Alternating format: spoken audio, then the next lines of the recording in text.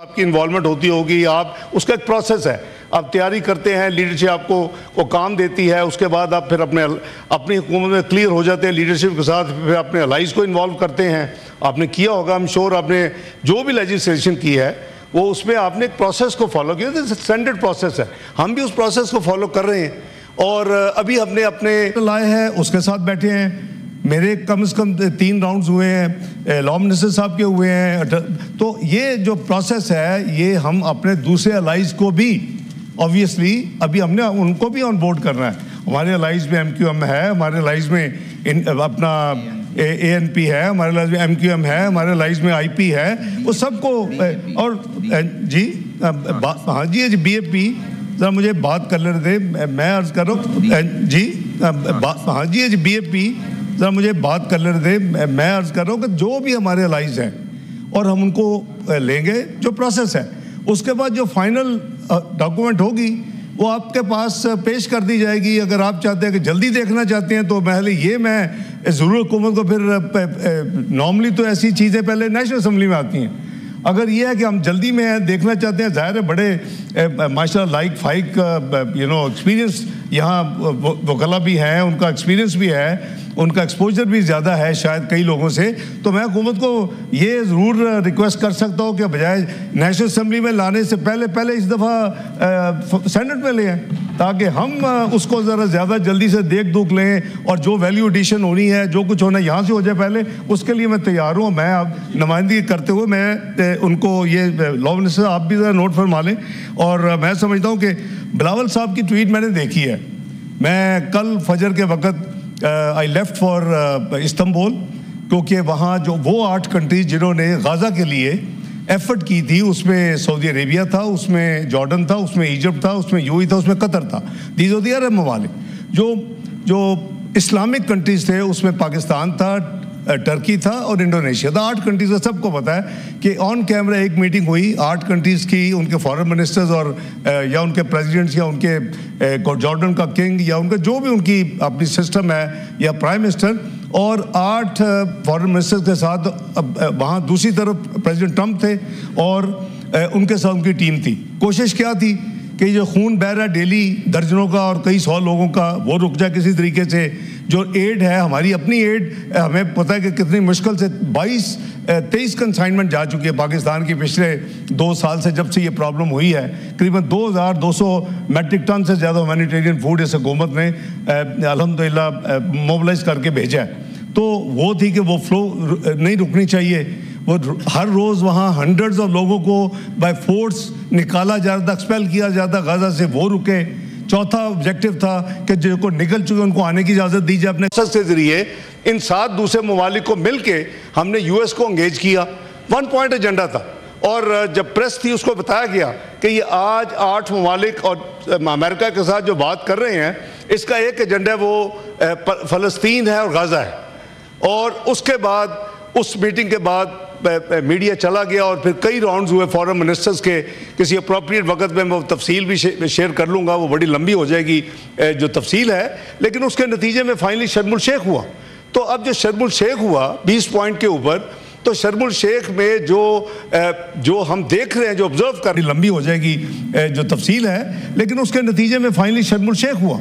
तो अब जो शर्म उल शेख हुआ 20 पॉइंट के ऊपर, तो शर्म उल शेख में जो हम देख रहे हैं, जो ऑब्जर्व कर रहे हैं कि वायलेशन हो रही हैं। और तुर्की ने और सऊदी अरेबिया ने पिछले हफ्ते ये सजेस्ट किया कि वो 8 ममालिक कोशिश करें बैठ के और इसको स्टॉक टेकिंग करें कि कितना जो फैसला हुआ था कितना इम्प्लीमेंट हो रहा है, कितना नहीं हो रहा, और एंगेज करें। ये सारा उसका था। मैं कल फजर के वक्त अज़ान उर्दी पाकिस्तान से गया था। मैं रात 8:30 बजे आप मीटिंग जब ख़त्म हुई, 9:15 की फ़्लाइट लेके मैं आज सुबह फजर की अज़ानों को पाकिस्तान पहुंच गया था। तो बात ये है कि मेरी गुजारिश ये है, ज़रा देखिए 50 काम चल रहे हैं। मैं बिल्कुल लॉ मिनिस्टर साहब के साथ और जो हमारी टीम है, और अब पीपल्स पार्टी भी उसमें फुली तरह एंगेज है। तो मैंने वो ट्वीट मैंने भी देखी बिलावल भुट्टो साहब की। He is a politician, he is chairman of political party. I think he has every right to tweet. सब ट्वीट करते हैं और अपनी मर्जी से। तो जो देखें, ये जो उन्होंने जो एरियाज आइडेंटिफाई किए हैं ऑनरेबल चेयरमैन, वो उन्होंने को हवा में नहीं किए। Let me also confess this thing. वो उन एरियाज पे बात हुई है। जो भी उन्होंने एरियाज आइडेंटिफाई किए हैं, he has not included any area which has not been talked और डिस्कस विद देम।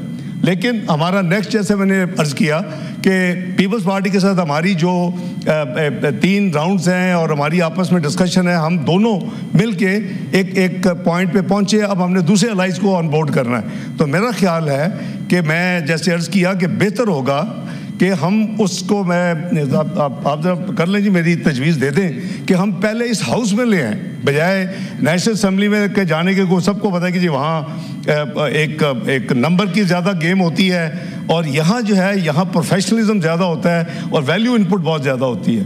तो मैं समझता हूँ कि मैं एक तो आपसे गुजारिश करूँगा, आप चेयरमैन साहब को मेरी तरफ से भी रिक्वेस्ट करें।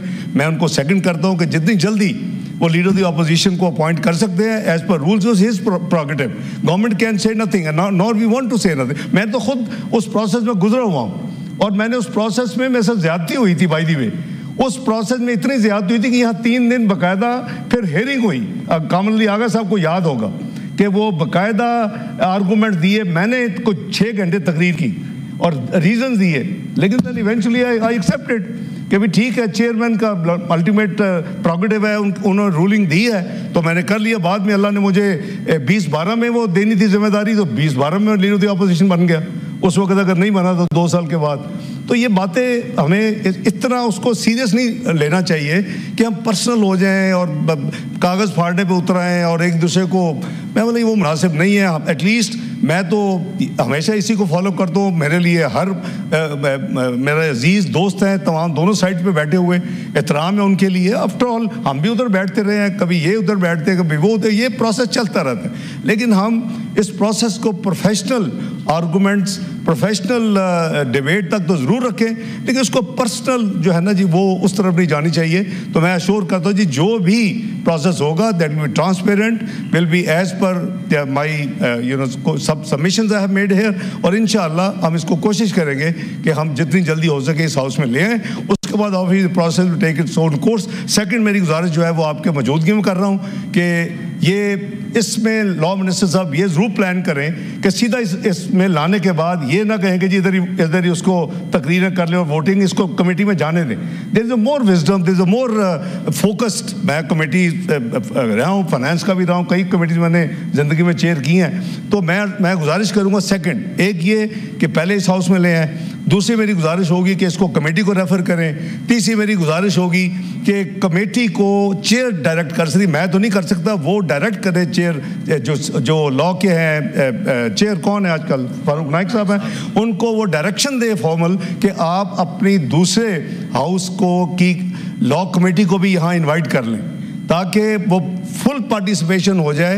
ऑब्वियसली वाया स्पीकर वो कमेटी के चेयरमैन उनको लिखेंगे, डायरेक्ट तो नहीं है, तो एक पार्लियामानी कमेटी बन जाएगी, वैल्यू एडिशन होगी, देखेंगे।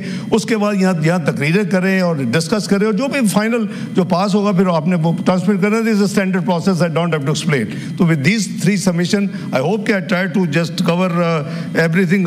हाँ, एक बात और फरमाई, ये इन्होंने ये भी कहा कि ये कहाँ से आ रही है, मैंने वैसे पहले क्लैरिफाई कर दिया है। आई अश्योर यू कि ये गवर्नमेंट की ही है, गवर्नमेंट ही लाएगी और गवर्नमेंट का ये जिम्मेदारी है कि वो लाए। ये कहीं से पैराशूट नहीं हो रही, बल्कि जो आपका प्रोफेशन है, जो बड़ा ऑनरेबल प्रोफेशन है, हम तो जहाँ अपने अलाइज को ऑन बोर्ड कर रहे हैं और उनसे डिस्कस कर रहे हैं, हम स्टेक होल्डर्स को भी डेफिनेटली डिस्कस करेंगे।